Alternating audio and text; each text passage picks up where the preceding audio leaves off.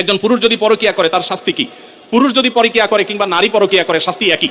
মনে রাখবেন, আল্লাহর জমিনের সবচেয়ে ভয়াবহ অপরাধ, যেই অপরাধের শাস্তি সবচেয়ে জঘন্য, সেটা হলো এই পরকিয়া। অর্থাৎ বিবাহিত পুরুষ এবং নারী যদি হারাম সম্পর্কে লিপ্ত হয় তাদের শাস্তি সবচেয়ে ভয়াবহ। কেন শাস্তি ভয়াবহ জানেন? এক সময় আমি গত কিছুদিন আগে বাংলাদেশি এক ভাইকে থাইল্যান্ডে দেখা হয়েছে, অনেক বয়স।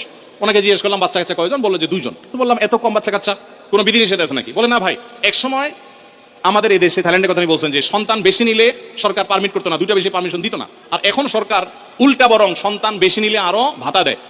একই সমস্যা চায়নাতে। চাইনিজরা বিয়েকে মানে সন্তান গ্রহণ করার ক্ষেত্রে অনেক কড়াকড়ি করেছে।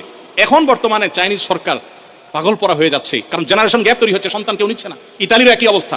গোটা পৃথিবী আজকে সাফার করছে এগুলোর কারণে। কিগুলোর কারণে? এই বিবাহ বহির্ভূত সম্পর্ক যত বেশি কোন সমাজে চালু হবে, সে সমাজে মানুষের জন্মের হার কমে যাবে। মানুষ বিয়ে করবে না, ওই অবৈধভাবে তার চাহিদা পূরণ করবে এবং সন্তান জন্মের হার কমে যাবে। ওই ভয়াবহতার দিকে